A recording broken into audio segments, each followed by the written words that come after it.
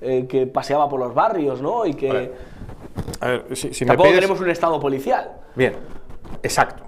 A ver, un país, había aquella frase de un país es democrático cuando si llaman a las 5 o a las 6 de la mañana a tu puerta, es muy inglés el ejemplo, es el lechero y no es la policía, ¿no? Ese es la diferencia entre un Estado maduro, occidental, basado en los valores que compartimos judío-cristianos, si quieres, es... No digas maduro, que... Sí, bueno, no maduro, pero de madurez. A ver, voy a hacerme, ¿me permites una abstracción? Sí. Y como es un tema complicado, me vas a dar el tiempo para explicarlo. Hay temas coyunturales, ¿vale? En este caso y en cualquier caso policial, y hay temas estructurales. Voy a los coyunturales. No es excusa, pero esto ha pasado en verano. Esto ha pasado con los becarios al frente de los medios, con todo el mundo de vacaciones, con el vacío de contenido, con la ausencia, con todo el mundo, con tiempo para dedicarlo. Eso es lo coyuntural. Estas cosas también podría ser coyuntural que hubiera pasado en Navidad y tendríamos lo que se llama el efecto Chencho, que es el niño que se pierde en Navidad, da más pena que el niño que se pierde en verano. ¿Por qué? Pues porque es Navidad. Entonces, eso es el efecto, si quieres, coyuntural, que es un acelerador. Esto es, en verano arden más los bosques porque está más seco. Pues en verano, se llaman serpientes de verano, como tú bien sabes, en las facultades de periodismo se enseña las serpientes de verano, es estas cosas que aparecen en verano y nos tiramos, y aparecerá, si todos los veranos tenemos un Gibraltar, tenemos un Marruecos, hay un montón de cosas que aparecerán durante el verano. Pero luego está lo estructural. Mira, en comunicación, que es de lo que yo sé y no sé del aspecto, en comunicación de la seguridad, hay un tema que es esencial entenderlo. Y es que es una percepción, la seguridad es una percepción. Y la seguridad afecta a cómo tratamos cada uno de los casos. Mira, una cosa. En España estamos alarmados, pero no el alerta. En España, la sociedad, le guste o no a la Marlaska, le guste o no al señor presidente del gobierno, la gente está alarmada. Es decir, les preocupa, se sienten inseguros porque van por la calle, porque le viene uno a pedirle el cigarro amigo o le viene un gorrilla cuando va a aparcar.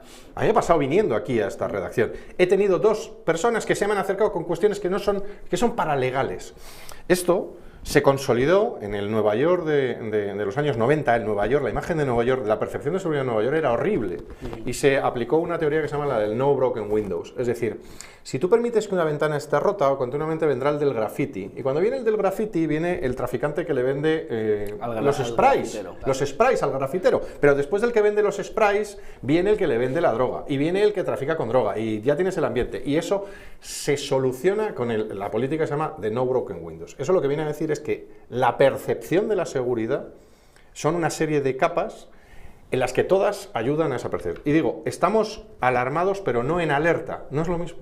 La alerta es una situación en la que la gente, sin miedo, sí está alerta a lo que pasa a su alrededor. Y yo tengo la sensación de que los españoles somos bastante torpes, pensamos que seguimos viendo en la España en la que nos hemos criado, en la que no pasaba nada, y pasan cosas.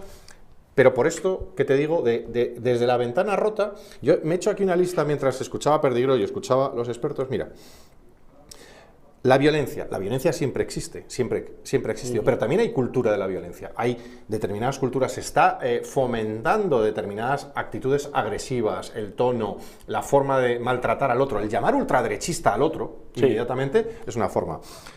Las bandas existen. Que este caso no haya sido de bandas no significa que no existen. Existen las bandas, existen las organizaciones criminales, existen los movimientos. Existe la educación, la mala educación. La mala educación puede degradar en el maltrato al otro, el maltrato al otro lleva a una falta de respeto y la falta de respeto lleva a la agresión y lleva a la violencia. Pero sigo, fíjate, existe evidentemente la enfermedad mental y el mal absoluto. Hay gente mala y hay gente enferma y tenemos que convivir con ello, pero fíjate, meto a los políticos y meto a los periodistas. Pero determinadas políticas y determinadas culturas buenistas llevan a que las personas enfermas mentales no estén en instituciones, sino que están entregados a sus pobres familiares que tienen que gestionar agentes que son peligrosas. Y conviviendo con el día a día. Pero perdona y termino, porque es que este es un tema tan complicado que dices, es que te has dejado. No, existen también subculturas, te hablaba de los grafiteros o te hablo de los skaters o lo que quieras, que van generando determinados ritos, que pueden ser los ingleses cuando vienen y deciden saltar de un balcón al otro. Eso es cultura, eso es moda también. Hay modas, hay la moda todos los veranos de pegar al burro. Pues antes se pegaban al burro del pueblo y todos los pueblos acababan pegando al burro, y ahora es pegar al turista o lo que sea. Ahora hay una chica que se quita las bragas y las quita. Echa exacto, ese tipo de cuestiones. En el Mercadona. Y perdona, a ver hay si también no la encontramos.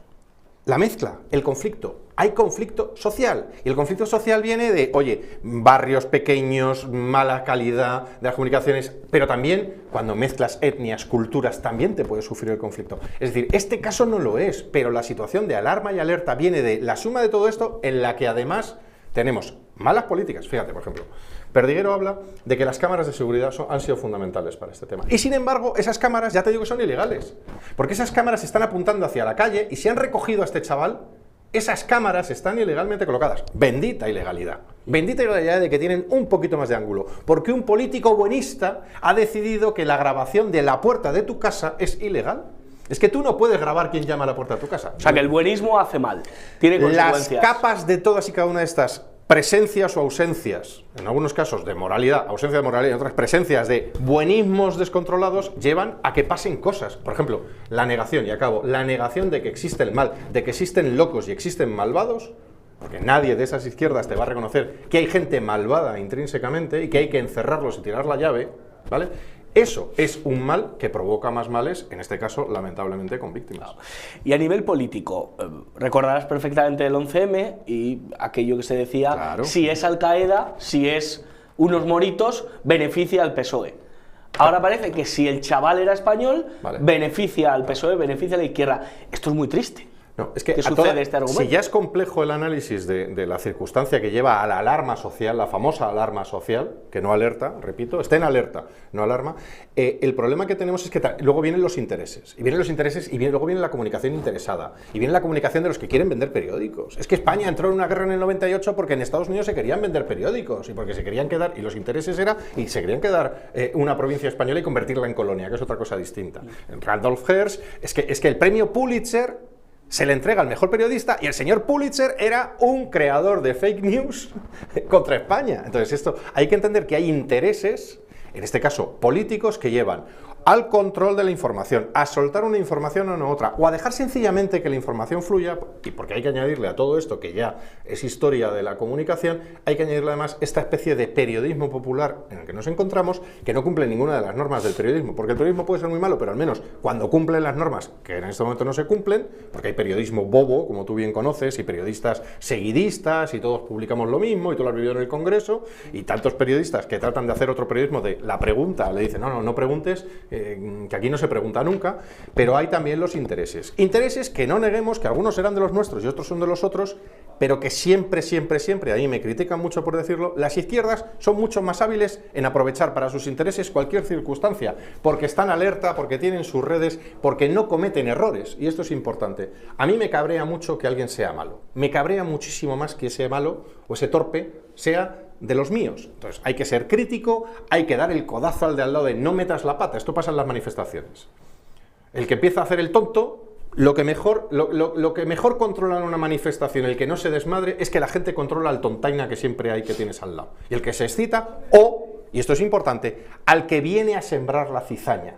Porque en estos días hemos podido observar a gente que ha sembrado la cizaña, gente que ha lanzado la patita. Hay cuentas ahí fuera, lo decía muy bien Rubén Pulido el otro día, hay cuentas ahí fuera dedicadas a provocar, que parecen ser de los tuyos, que tienen toda la pinta de ser los tuyos, que llevan siendo años de los tuyos, que son del grupo de hashtag este de nos seguimos los unos a los otros desde hace años, y que no son de los tuyos, que son de los otros y que están con un interés por detrás y que además es precisamente el contrario, y que en el momento adecuado, y termino, cogen, se autoinmolan o sencillamente siguen emboscados y te siguen sembrando la cizaña para que tú piques. Así que lo primero que hay que exigir a los nuestros, además de criticar a los otros y admirar su inteligencia cuando lo hacen bien, es, señores, un poquito de, por favor, un poquito de control, un poquito de conocimiento, y si somos más listos y tenemos mejores ideas, por favor, no caigamos en las trampas y no hagamos el estúpido. Me da igual si es político o es un señorito que se acaba de dar la cuenta de Twitter.